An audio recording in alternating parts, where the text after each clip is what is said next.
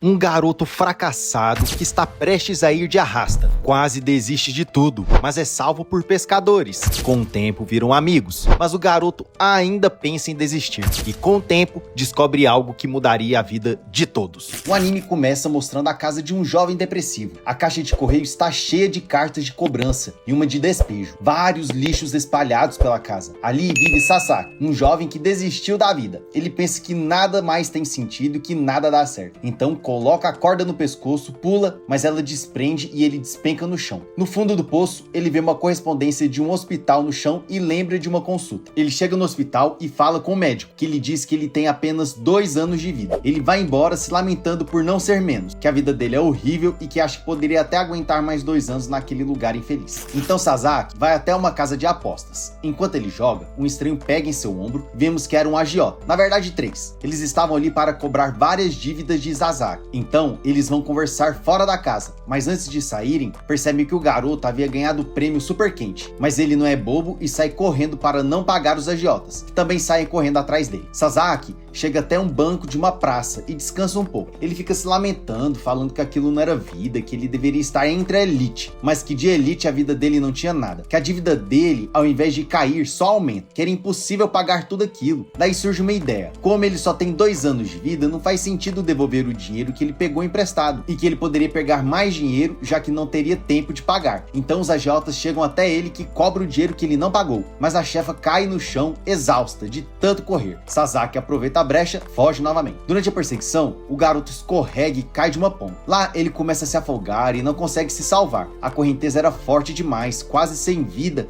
Ele pensa que aquele era o seu fim e que ele era um perdedor de verdade. Ao fundo vemos uma rede vinda em sua direção, mas ali Sasaki desmaia. Quando ele acorda, vemos que várias pessoas comemoram que ele estava vivo. O garoto olha para suas mãos e vê que realmente ainda estava vivo e pergunta quem eram aquelas pessoas. Ali vemos Takaki e Hana, 2 pescadores que salvaram a vida de Sasaki. Eles se apresentam e Takaki fala que havia confundido Sasaki com um peixe, mas que quando pegou viu que era uma pessoa. Hana fala que era mentira, que eles haviam visto ele se afogando e que todos foram até lá para salvá-lo. Daí o garoto vê que ele estava de colete salva-vida e Takaki fala que ele deveria usar aquele colete enquanto estivesse naquele lugar e que tirá-lo poderia ser bem perigoso. Sasaki fica sem paciência e fala que quer ir para casa, mas Takaki mostra para ele que estava em um quebra-mar e que seria impossível ele voltar nadando para casa. Ali era o paraíso dos pescadores. Takaki então combina de levá-lo para casa quando terminarem de pescar. Sasaki então comenta que pesca é coisa de velho, mas que não entendia porque ninguém ali era velho. Ao fundo ele vê Hana pescando feito uma profissional e fica popotizado na garota. Ela então percebe que estava sendo vista. Olha para Sasaki e nem liga. Ele fica com vergonha porque percebeu que fizeram contato visual. Daí ela vai até ele e entrega uma vara. Ela então comenta que aquela era a melhor hora para pescar e que ele deveria tentar, já que estava fazendo nada. Sasaki se faz de difícil, fala que não quer, mas Hana promete que a pesca pode mudar e salvar a vida do garoto. O garoto tá com preguiça e diz que vai pensar, e mais tarde avisa ela. No horizonte vemos um barco que aos poucos vai chegando e vemos que são os agiotas, cobrando o dinheiro de Sasaki. Pergunta a ele quem eram aquelas pessoas, mas ele diz que são amigos do setor financeiro. Os agiotas pensam que Hana é cúmplice de Sasaki e exigem que ele devolva o dinheiro, senão todos ali seriam presos. Mas o barco começa a se afastar. Vemos que Hana havia mandado uma mensagem para o pescador que pilotava o pequeno barco, já que eles eram amigos. Então ela comenta que ninguém pode atrapalhar os pescadores durante a pesca, que essa é a regra número 1. Por conta disso, Sasaki topa pescar. Takaki dá uma isca artificial a Sasaki e Hana o ensina a pescar. Sasaki tenta e erra, o que é normal, segundo Takaki. Já na segunda tentativa ele acerta. Todos ficam espantados porque o garoto conseguiu. Sasaki fica impaciente e fala que aquilo nem era tão divertido. Mas Takaki diz que ele é impaciente e que tem que esperar. Que a pesca é muito mais que um esporte, é um hobby.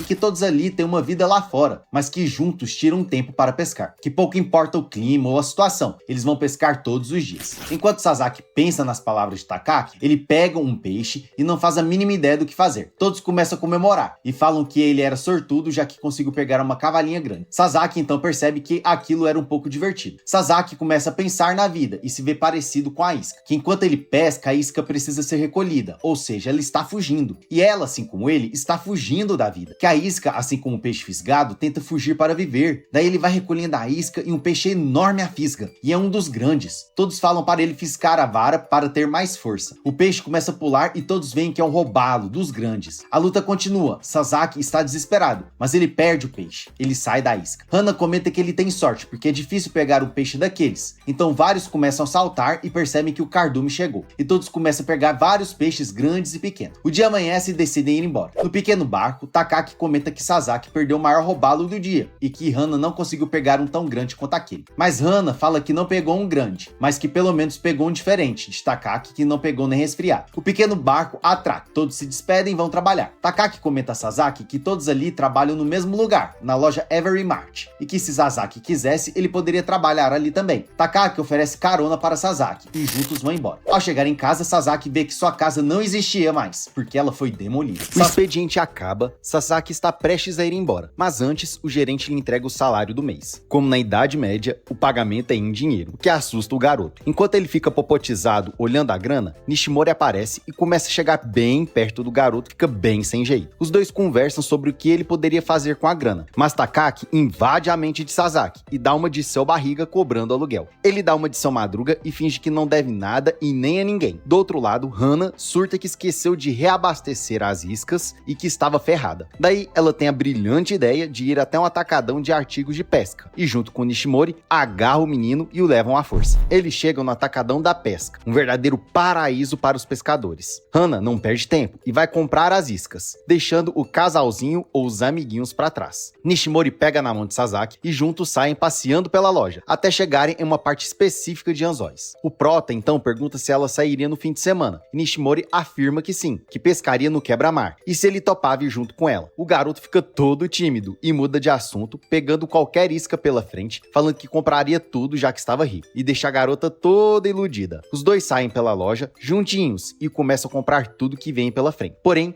eles param e vem uma carretilha especial para Rank S, a Exceed. Nishimori até comenta que ela era a melhor de todas, o que deixa Sasaki sonhando em ter uma. Hana joga ele na parede e pergunta se ele compraria, mas Sasaki, como um mero proletariado, recusa e fica com cara de tacho. Ao chegar em casa, mostra tudo que comprou a Takaki, que não acredita que estava bancando o seu Madruga. Porém, foi a primeira vez do garoto em um atacadão de loja de pesca, que dessa vez ele seria perdoado, mas da próxima ele confiscaria o salário do Madruguinha. O garoto até tenta dar mais desculpas jogando a culpa em Nishimori, mas dá na cara que ele tinha crush na garota. O pior é que ele descobre que no passado ela também detestava pescar, mas que agora, assim como ele, ela também gosta de pescar. Os dois vão dormir e Sasaki ainda não para de pensar na Exceed, fica a noite inteira vendo vídeos da carretilha e pela segunda vez no episódio tem uma queda por algo. O dia passa e ele vai pescar com os amigos, porém dessa vez seria diferente. Diferente das outras vezes em que ele usava isca artificial, dessa vez ele usaria isca viva. Nishimori oferece ajudar o garoto e ele fica todo derretido. Ele fica com nojinho, mas Nishimori é braba, pega a isca e logo coloca no anzol. O garoto, bem fresco, faz de difícil, mas no final consegue. Por fim, joga a linha e espera do ladinho de Nishimori. Ele tenta puxar assunto, perguntando se ela já gostava de pescar. Ela até comenta que não gostava muito, porque pescar dava muito trabalho. As iscas e os peixes fediam muito. Porém, a recompensa valia a pena. Comer o peixe e estar perto dos amigos, especialmente de Hana. Bem espertinha, ela pergunta se ele também estava gostando. Ele não entende se ela estava perguntando sobre pesca ou amor, mas ela dá uma de coach e fala que com o passar do tempo, ele se apaixonaria também. Passa o tempo e Sasaki vai pescar com Takaki. Por lá, Takaki dá a mesma palestra de Nishimori, de que algum dia o garoto iria gostar de pescar de verdade. E, durante a conversa, fala da sua história. Quando criança, Takaki não tinha muito o que fazer, a não ser pescar. Então pescava com os amigos, sempre pegando os maiores peixes e sendo chamado de menino prodígio. Com o tempo, ele foi comprando acessórios de pesca, o que fez ser o melhor da cidade. E que, junto com o irmão, mais novo,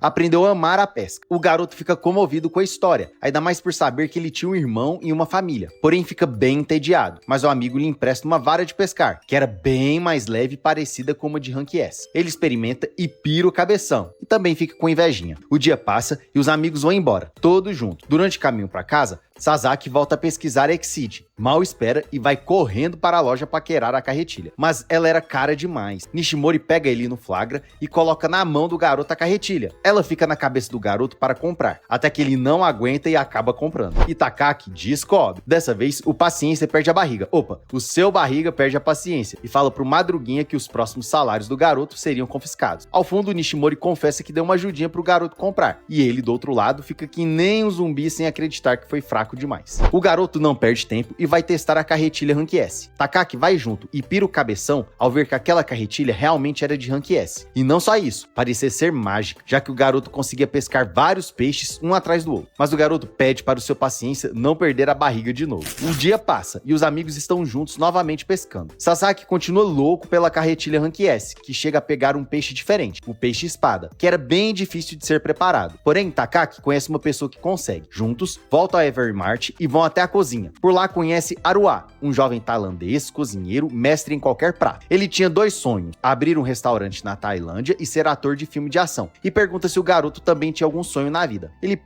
pensa, mas não sabe o que dizer. Porém, a conversa é interrompida por Ice, que chega e pergunta se a merenda dela estava pronta. Ele passa para a garota, ela experimenta e tá 10 de 10. Volta para a loja e um chinês começa a conversar com Sasaki, que não entende nada. E ninguém estava ali para ajudá-lo. Porém, como um anjo, chega Ice e começa a conversar com o cliente. Sasaki não reconhece a garota, já que ela estava toda produzida, e até mais alta. Juntos vão para a sala de descanso e por lá o garoto descobre que Ice era modelo, que nas horas vagas ela ficava até que bonita. Além de modelo, ela também era cosplayer. Por lá, ela começa a desabafar sobre a vida, sem ao menos o garoto perguntar. Que ela era da Tailândia, que aprendeu chinês com uma amiga e que foi para o Japão junto com um cozinheiro, Aruá, e por lá fez a vida como está. Sasaki não entende que uma menina tão talentosa trabalhava naquela lojinha e fica pensando sobre a vida. Ela então o convida para ir até Tai, e o garoto pensa que era para a Tailândia e acaba aceitando. Mas como vocês sabem, Sasaki é iludido e na real, Ice estava falando de Tairaba e não da Tailândia. O dia passa e juntos com os amigos, de madrugada, vão rumo a um bar. No caminho, Hana explica a Sasaki que Tairaba, na verdade, era uma expressão para ir pescar o Tai, o peixe pargo, e não ir para a Tailândia.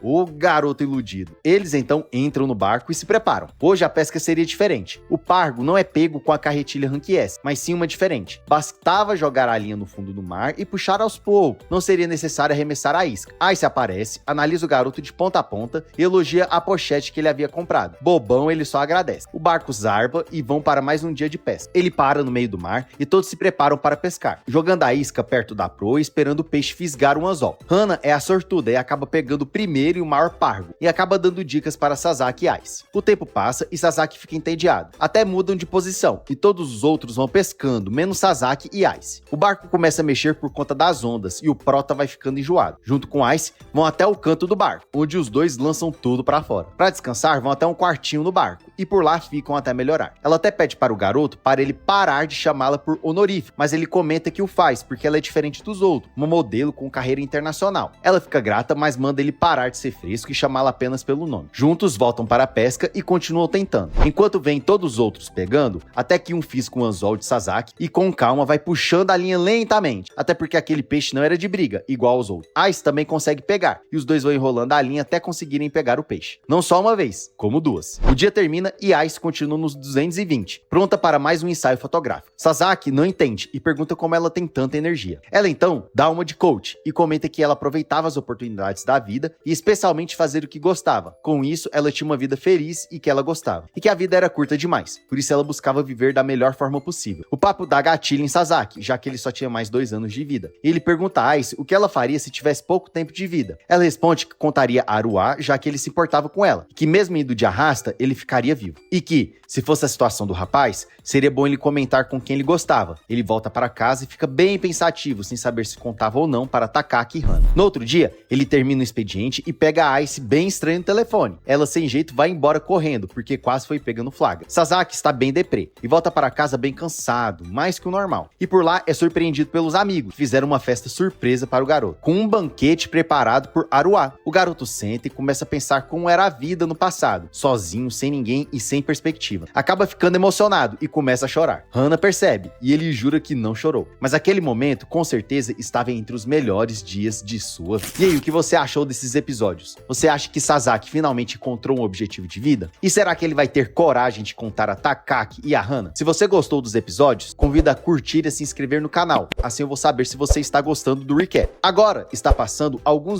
vídeos de recap que eu fiz aqui no canal. E tenha certeza que você também vai gostar. Então não perde tempo, me ajuda e clique em um dos vídeos e curta o anime. Muito obrigado e te encontro no próximo vídeo.